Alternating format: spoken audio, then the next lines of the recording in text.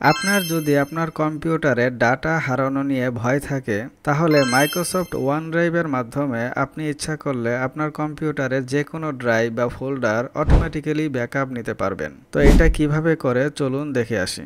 প্রথমে আমি টাস্ক ম্যানেজারে যাব এবং মেক শিওর করব যে আমার মাইক্রোসফট ওয়ানড্রাইভ এনেবল আছে কিনা। স্টার্টআপে গেলাম, এখান থেকে দেখে নিব মাইক্রোসফট ওয়ানড্রাইভ এনেবল আছে। আপনাদের একটা বিষয় জানাচ্ছি, মাইক্রোসফট ওয়ানড্রাইভ সফটওয়্যারটা কিন্তু উইন্ডোজ 10 এবং উইন্ডোজ 11 এই দুইটা অপারেটিং সিস্টেমের ডিফল্ট অবস্থায় ইনস্টল দেওয়া থাকে, তাই নতুন করে আপনাকে মাইক্রোসফট ওয়ানড্রাইভ ইনস্টল দিতে হবে না। এখন আমি সার্চ বারে চলে যাব, মাইক্রোসফট ওয়ানড্রাইভ এটা লিখে এখানে দেখেন ওয়ানড্রাইভ লেখা আছে, আমি এটা রান অ্যাজ অ্যাডমিনিস্ট্রেটর হিসেবে রান করব। এখন ইয়েস। এখন এখানে আপনাকে ইমেল অ্যাড্রেস দিতে হবে, যে ইমেল অ্যাড্রেস দিয়ে আপনি মাইক্রোসফট অ্যাকাউন্ট ওপেন করেছেন। আপনি যদি মাইক্রোসফট অ্যাকাউন্ট না করতে পারেন তাহলে আপনি ইউটিউবে গিয়ে আপনি আমার চ্যানেলটা সার্চ করবেন খায়রুল দ্য সিসনেট প্রো। এখানে আমার প্লে লিস্ট আছে বেসিক আইটি টিউটোরিয়ালের উপরে। এখানে আপনি এই ভিডিওটা দেখবেন যে how to easily connect phone to Windows PC আর ল্যাপটপ ইজিলি। এই ভিডিওটাতে আমি দেখিয়েছি কিভাবে মাইক্রোসফট অ্যাকাউন্ট করতে হয়। আমি এই ভিডিওর লিংক এই ডেসক্রিপশন বক্সে দিয়ে দিব। আমি এই ইমেলটা দিয়ে মাইক্রোসফট অ্যাকাউন্ট ওপেন করেছি, সুতরাং আমি এই ইমেল ব্যবহার করব। অথবা আমার আরেকটা ইমেল আছে, এই ইমেল দিয়ে আমার মাইক্রোসফট 365 এ প্যাকেজ কেনা আছে।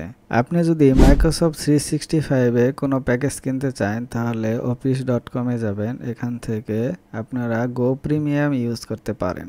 এখানে বিভিন্ন প্যাকেজের লিস্ট দেওয়া আছে, আপনারা এখান থেকে বাই করতে পারেন। আপনারা যদি জিমেইল দিয়ে মাইক্রোসফট অ্যাকাউন্ট করেন তাহলে ফ্রি হিসাবে 5 জিবি স্টোরেজ পাবেন। তো আমার ইমেলটা ঠিক আছে কিনা এটা চেক করে এখন সাইন ইন করব।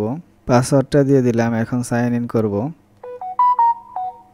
এখন আমার মোবাইলে একটা অথেন্টিকের কোড গেছে, সেটা আমার অ্যাকসেপ্ট করতে হবে। 91 দিয়ে দিলাম মোবাইলে, এখন অ্যাকসেপ্ট হয়ে গেল। আপনাদের এটা নাও দেখা হতে পারে, কোনো সমস্যা নেই, আপনারা পাসওয়ার্ড দিলেই হবে। এখন এখানে ইয়েস অল অ্যাপস এখানে ক্লিক দিব। এখন এখানে বলা আছে যে ইউ আর অল সেট, এখানে ডান। একটু সময় নেবে, আপনারা অপেক্ষা করবেন। এখন নেক্সটে ক্লিক দিব। এখন আপনি যদি এই ডকুমেন্টস, পিকচার এবং ডেস্কটপের সব কিছু ব্যাকআপ নিতে চান তাহলে আপনার এগুলো এনেবল করে দিতে হবে। এটা বাম পাশে দিলে ডিসেবল, আর যদি আপনি ডান পাশে দেন তাহলে এনেবল। তার মানে হচ্ছে এখানে ডেস্কটপ, পিকচার, ডকুমেন্টস এখানে যাই কিছু থাকুক না কেন এই মাইক্রোসফট ওয়ানড্রাইভে অটোমেটিক ব্যাকআপ দিবে। এখন স্টার্ট ব্যাকআপ এখানে ক্লিক দিব। ডিফল্ট অবস্থায় কিন্তু এই পিকচার, ডকুমেন্টস এবং ডেস্কটপ এই তিনটা জায়গা থেকেই ব্যাকআপ নেবে, কিন্তু আমি চাচ্ছি যে দিস পিসিতে আমার যে ড্রাইভগুলো আছে এই সবগুলো ড্রাইভ থেকেই যাতে মাইক্রোসফট ওয়ানড্রাইভে ব্যাকআপ নেয়। তো এখন নেক্সটে ক্লিক দিব। নেক্সট নেক্সট এখানে মোবাইল অ্যাপসটা পরে দিব লেটার। এখন ওপেন ফোল্ডার। তো এখন আমার ওয়ানড্রাইভ লগ ইন হয়ে গেল। এখন আমার কাজ হচ্ছে এই দিস পিসিতে যাব। এখান থেকে আমি চাচ্ছি যে অফিসিয়াল ডকুমেন্টস এই ড্রাইভটাকে আমি মাইক্রোসফট ওয়ানড্রাইভে অটোমেটিক্যালি ব্যাকআপ নিব। তো এটা করার জন্য এখন চলে যাব কমান্ড প্রম্পট, এখান থেকে রান অ্যাজ অ্যাডমিনিস্ট্রেটর এখানে ক্লিক দিব। ইয়েস। এখন আরেকটা কাজ করব, সেটা হচ্ছে ওয়ানড্রাইভে যাব। এখান থেকে যাওয়ার পরে এখানে একটা ফোল্ডার তৈরি করব, এখানে নিউ ফোল্ডার। এখান থেকে নাম দিব, ধরেন আমার দিস পিসিতে কোন ড্রাইভটা ছিল সেই ড্রাইভটা আবার দেখে আসি, ওটার সাথে সঙ্গতিপূর্ণ একটা নাম দিব অফিসিয়াল ডকুমেন্ট জি। এখান থেকে একটা নাম দিয়ে দিব অফিসিয়াল ডক জি ড্রাইভ, যে কোনো একটা নাম দিয়ে দিলাম। এখন এই ফোল্ডারে আমরা ডাবল ক্লিক করব, করার পরে এখান থেকে এই লোকেশনটা আমি কপি করে নিব। এখান থেকে কন্ট্রোল সি, এই ফুল লোকেশনটা আপনাদের কপি করতে হবে। এখান থেকে কপি করে নিয়ে এসে এই কমান্ড প্রম্পটে আমি সিডি লেখার পরে এখানে পেস্ট করে দিব। এখানে পেস্ট করার পরে এখন এন্টার দিব।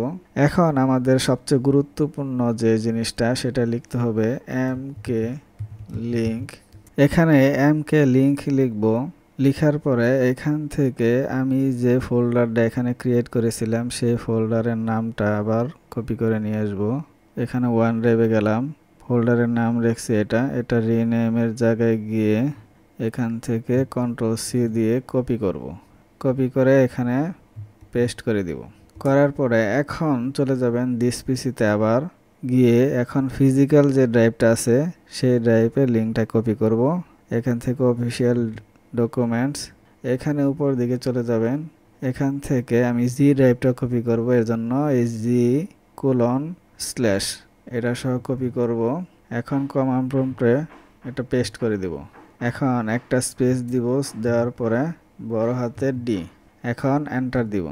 দেখেন যখন আপনারা দেখবেন যে symbolic link created for official doc তখন বুঝবেন যে আপনার এই জি ড্রাইভটা এই মাইক্রোসফট ওয়ান ড্রাইভের সাথে লিঙ্ক হয়ে গেছে। তো লিঙ্ক হয়েছে কিনা এখানে বুঝবেন কিভাবে, এখানে ওয়ান ড্রাইভে ক্লিক দিব। দেওয়ার পরে দেখেন এই যে অটোমেটিক ব্যাকআপ নেওয়া শুরু করছে। এইভাবে করে আপনি চাইলে আপনার কম্পিউটারের সমস্ত ড্রাইভ একটা একটা করে ব্যাকআপ নিতে পারবেন। তাহলে আপনার কম্পিউটারের কোনো ডাটাই আর হারিয়ে যাবে না। এটা যখন ফিজিক্যালিও লগ ইন করতে পারবেন, তখন আপনি এই ব্রাউজারে গিয়ে office.com-এ গিয়েও আপনি এখান থেকে ওয়ান ড্রাইভের মাধ্যমে বিশেষ যে কোনো জায়গা থেকে আপনি আপনার কম্পিউটারের যে ডাটাগুলো সেগুলো দেখতে পারবেন। তো আমি এটা আর দেখালাম না। আজকের মতো এই পর্যন্ত। ভিডিওটি ভালো লাগলে অবশ্যই লাইক এবং কমেন্টস করতে ভুলবেন না, এবং পরবর্তী ভিডিও পাওয়ার জন্য চ্যানেলটি সাবস্ক্রাইব করে রাখুন। আসসালামু আলাইকুম।